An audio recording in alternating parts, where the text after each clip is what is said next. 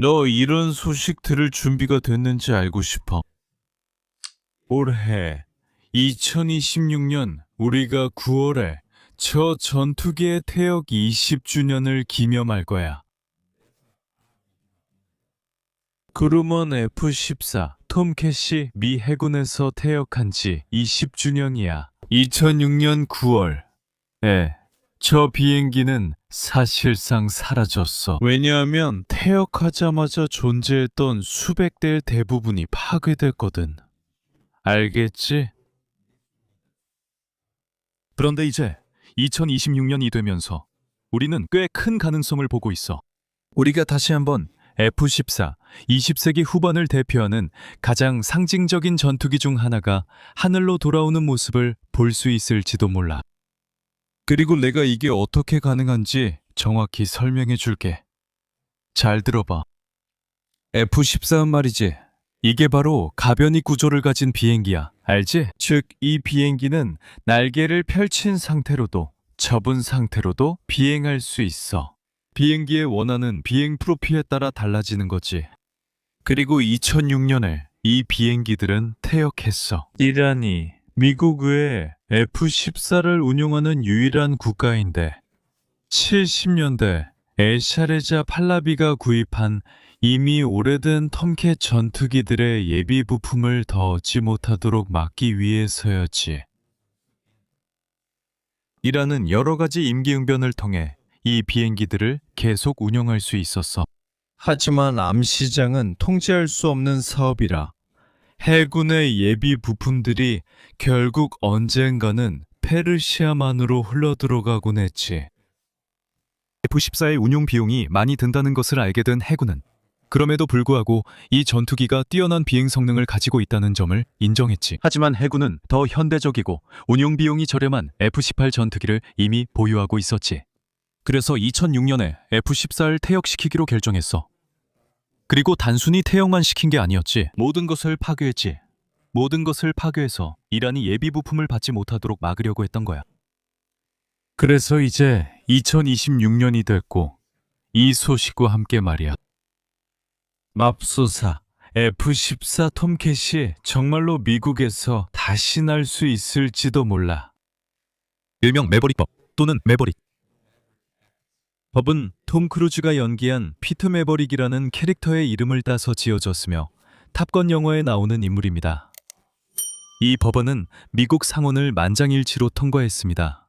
미국 상원을 만장일치로 통과했습니다. 사실 이 매버릭 법안은 아직 제안 단계였을 때부터 공화당과 민주당의 하원 의원들과 상원 의원들이 함께 후원했습니다. 마크 켈리, 전 나사 우주비행사이자 현재 미국 상원의원인 그는 민주당 소속인데 이 법안을 지지했고 공화당 상원의원이 발의한 이 법안의 첫 번째 지지자 중 한 명이었습니다. 그래서 상원에서 이미 통과됐고 하원에도 같은 이름의 유사한 법안이 있는데 앞으로 몇 주 안에 표결에 붙여질 예정이고 역시 통과될 것으로 보입니다. 역시 만장일치로 통과될 것으로 보입니다. 만장일치는 아닐지 몰라도 확실히 통과될 겁니다. 왜요? 왜냐하면 이건 미국 군사력이 최고조였던 시절을 되살리는 것이기 때문입니다. 그때 이 비행기는 무적이었어요. F-14 톰캣 영상이 저희 채널에서 조회수가 높은 영상 중 하나인데 보신 적 있으신가요? 그 영상에서 비행기의 모든 역사를 다루고 있습니다. 그러니까 꼭 확인해 보세요. 이걸 다 보고 나서 확인하셔도 됩니다. F-14는 제가 말씀드린 것처럼 파괴되었습니다. 그런데 이것 좀 보세요. 이 사진을 한번 보세요. 여기는 군용기 묘지인데 미국인들이 보통 항공기 기체를 보관하는 곳입니다. 미국인들이 언젠가 가까운 미래에 다시 운용해야 할 필요가 있을 때를 대비해서 보관하는 곳입니다. 현재 일부 보잉 E-3 센트리 항공기에서 이런 일이 벌어지고 있습니다. 센트리 기억나시나요? 저도 예전에 올린 영상에서 이 항공기에 대해 언급했는데 그중 하나가 페르시아만에서 이란에 격추된 적이 있습니다. 그리고 그들은 아직 약 30대의 이 3센트리 동체를 예비로 보유하고 있어서 이 동체들을 다시 꺼내서 운용할 예정입니다. 여기서 일어나고 있는 일도 똑같은 상황입니다. 봐요. 여기 미국 서부에 있는 이 비행기 묘지에는 F-14 기체가 6대 남아 있습니다. 6대가 남아 있는 거죠. 제 기억이 맞다면 F-14A 2대, F-14B 2대, 그리고 F-14D 2대가 있습니다. 이 사진에서 여러분은 그중 4대를 볼 수 있습니다. 보세요. 2대씩 2줄로 있죠. 4대입니다. 여기 아래쪽에는 A-10이 많이 보이고 위쪽에는 F-15가 많이 보입니다. 여기에는 헬리콥터 몇 대도 있고 F-15의 중앙 동체도 있습니다. 하지만 진짜 보물은 여기 있죠. 이 마지막 6대 F-14 톰캣. 이 바로 여기 있습니다. 그런데 왜 지금 이 얘기를 하냐고요? 왜 지금 이게 나오고 있는 거죠? 많은 사람들이 20주년이라고 말하고 있죠. 은퇴 20주년 기념이라고요. 이 비행기들에게 한 번 더 기회를 주자는 거죠. 하지만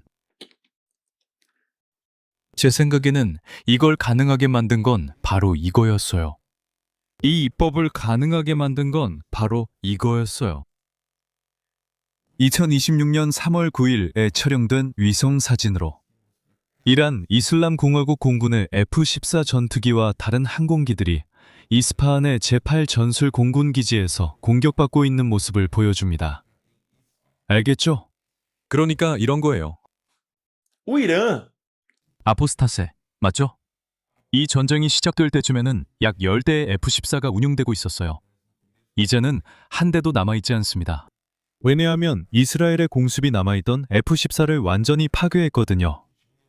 지금은 많아야 한두 대 정도 남아있다고 가정해 볼 수 있겠네요. 그렇다고 가정해봅시다. 모르겠어요. 그건 어떤 위협도 될 수 없을 만큼 너무 적은 양이에요. 그리고 이란이 한두 대의 비행기를 전력으로 유지하는 것조차도 엄청나게 비싸고 엄청나게 복잡할 거예요. 그래서 한두 대가 남아있다고 해도 F-14는 이란 공군에서 그 역사를 사실상 마감했다고 볼 수 있습니다. 그리고 이런 이유로 미국에서 다시 한번 기회를 받을 수 있습니다. 이 기체는 다시 운용될 수 있고 다시 비행할 수도 있습니다. 나는 다시 운용된다고 하지 않고 그냥 다시 비행한다고 했어. 왜일까? 이제 이 매버릭법이 무엇을 의미하는지 설명해 보겠습니다. 이 법이요. 매버릭은 애리조나에 저장되어 있는 이 톰캣 세대. 데이비스 마운틴 공군기지에 있는 164341, 16460이 159437 시리얼 넘버를 가진 것들이라고 말합니다. 7, 이 세대가 한 박물관의 관리로 이관될 거라고 합니다. 그 박물관이 어떤 박물관이냐고요? 그 박물관은 엘라베마 헌치빌에 있는 미국 우주로켓 박물관입니다. 아직 연결이 안 되신 분들을 위해 말씀드리자면 엘라베마 주 헌치빌은 전쟁 이후 베르너 폰 브라운과 그의 독일인 엔지니어 팀이 일하던 곳입니다. 그리고 바로 그 헌치빌에서 그는 1950년대에 미국 육군의 최초의 로켓과 미사일을 개발했습니다. 그리고 오늘날 그곳에는 미국 로켓 우주 박물관이라는 큰 박물관이 있습니다. 하지만 법률에는 이 비행기들이 박물관의 전적인 책임하에 놓이게 되어 정적 전시품으로 활용될 수 있도록 명시되어 있습니다.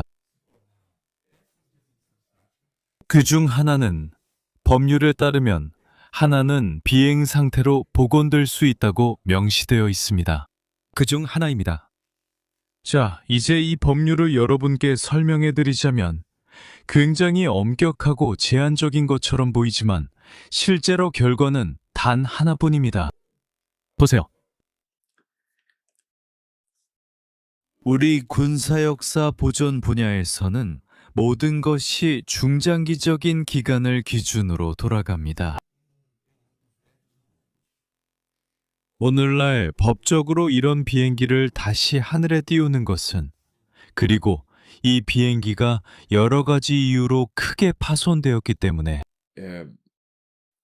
이란에 대한 제재 때문에 하루아침에 모든 것이 해결되고 모든 것이 허가되어 모든 톰캣을 날릴 수 있다고 말할 수는 없습니다. 아니요. 하지만 이것은 이 비행기들이 다시 하늘로 돌아올 수 있도록 해주는 작은 법적 근거를 마련하는 것입니다. 왜 제가 이렇게 말하냐면요. 왜냐하면 오늘 그들은 이미 하원에서 통과되면 바로 한 대를 띄울 수 있는 허가를 받았기 때문입니다. 하지만 얼마 지나지 않아 하늘에 떠 있는 그 한 대가 여러 파트너십을 통해 미국에서는 이것이 완전히 가능하고 심지어 매우 실현 가능하다는 점에서 민간 자금 지원자, 기업, 그리고 열정적인 개인들이 그룹을 이루어 이런 비행기를 다시 하늘에 띄우기 위해 자금을 지원하는 파트너십도 충분히 가능합니다. 그리고 이 비행기는 기본적으로 미국을 대표한다고 할 수 있겠죠. 이 비행기는 전후 미국을 가장 잘 대표합니다. 다른 비행기가 떠오르시나요? 없죠. 바로 F-14입니다. 2차 세계대전 이후로 2차 세계대전 때는 P-51 머스탱이 있었지만 제 말 좀 들어보세요. 전후 미국을 가장 잘 대표하는 비행기는 무엇일까요? F-16인가요? F-15인가요? F-16인가요?